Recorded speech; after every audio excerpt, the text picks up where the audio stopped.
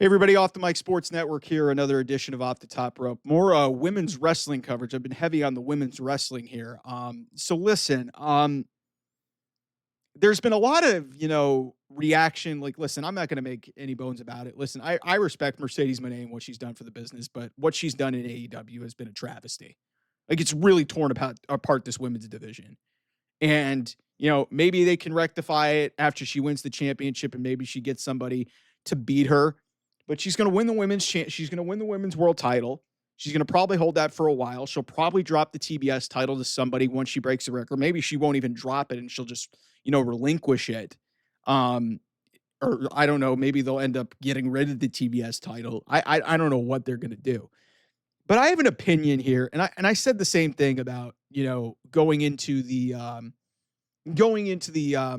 the Double or Nothing match for Hangman and Ospreay. I said, listen, if Hangman loses this, I'd try to get the fuck out of AEW. Now, I didn't talk about Jamie Hayter, and I'm going to also extend this to Athena, because Athena a month ago was unceremoniously tossed aside in a second round match of the Women's Owen Hart Cup tournament, a dream match that could have easily happened at All in Texas. They did it on free television. They did it, and they basically, had Mercedes beat her, didn't reference it ever again, and just moved off of it.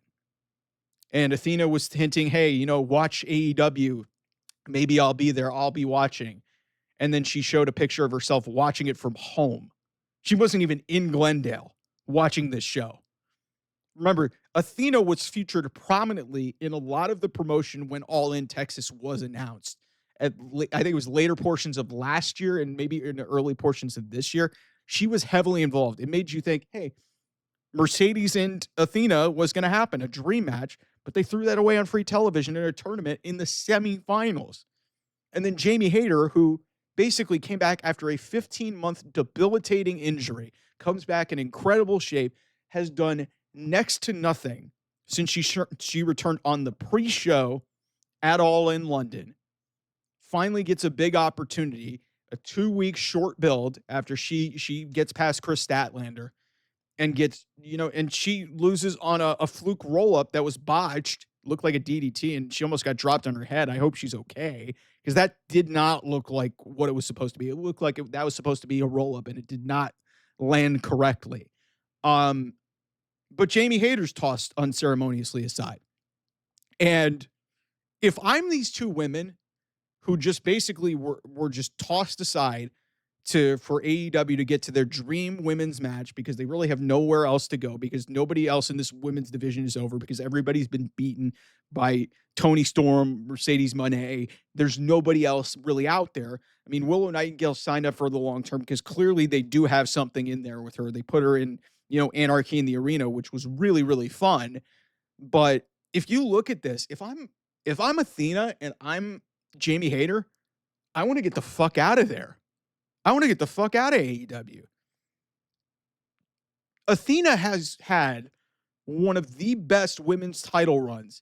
Nobody knows about it unless you pay attention to internet clips or you actually watch Ring of Honor. And if you do, God bless you. Athena's had a really good run. Really good character development, really good story. She's held onto that title maybe a little bit too long, because maybe she should have, dropped it to Billy Starks by this point. But she's been an incredible champion. And nobody knows about it, because unless you pay attention to YouTube clips or you actively follow Ring of Honor, nobody cares about it. And then you put her in this huge promotion as a Ring of Honor champion for All in Texas, seemingly that she's going to be a part of this. What's her role in this? What are you going to do, a women's casino gauntlet potentially? That's about the only thing that I can think of. And at that point, what's the long-term benefit? Like, Jamie and Athena were both just tossed aside to do this dream match. And I think some of it had to do with ticket sales. And I also think some of it had to do with just some poor booking decisions from Tony Khan. So if I'm Jamie Hayter and if I'm Athena, I don't know what, like, look at what's going on with Mariah May. Mariah May is not on television anymore. She signed a short-term deal. She got in. She got over. She won the women's championship, had a great feud, great story with Toni Storm. Maybe the best thing they've ever done from a women's division perspective in that division. She's leaving. I don't care what, like, everybody thought she was going to show up in this Mina Toni Storm match at Double or Nothing. She didn't show up. She hasn't been referenced on television. She's been trolling y'all on social media. Mariah May's leaving. She's going to the other place. You look at Stephanie Vaquer. Forbidden Door had really two matches on AEW television. Already the most over person in WWE. If I'm these two women, and Athena would know better than anybody. She worked under Triple H. When she was Ember Moon, she had actually some really good run. Vince McMahon just didn't know what to do with her. And, she got hurt. She had a really debilitating, I think it was an Achilles injury. It was right around during COVID. She came back, had some run, and then she just got released. And, she's had a decent run, and she's had a really good run in Ring of Honor specifically, not so much on AEW television. So Athena would know better than anybody. Hey, maybe going to WWE is a better opportunity because how they're developing their women is really saying something. And who knows, Dakota Kai may show up at AEW at the end of her 90-day non-compete. That may happen. So, and if you're Jamie Hayter, man, listen, you put your body on the line. And 2 years ago at Double or Nothing, when you didn't have to compete with a debilitating injury, you dropped the title in a 3-minute short match to Toni Storm. Came back, and your return, this is the most prominent push that she's had since she came back. I think the ceiling for both of these women has been really made abundantly clear. It's like, because if you really wanted to actually, make a statement about your women's division, you would have booked these women properly, and you wouldn't have had to panic to basically set up a women's match between your two biggest stars and have to throw that all away because you have no other better options. So if I'm these two women, based off the results that happened in this tournament being tossed aside in favor of doing this match, I want to get the fuck out of there and go to WWE. Hell, TNA maybe have more to offer. It's probably not the best option, just considering the fact that, hey, a lot of their, like Jordan Grace just left there, and they're giving money to Tessa Blanchard, which is a choice. But if I'm them, WWE just seems to be the spot where you need to go. I would leave. I would try to get out of there. Like there's just, it's like, what's the ceiling for them now?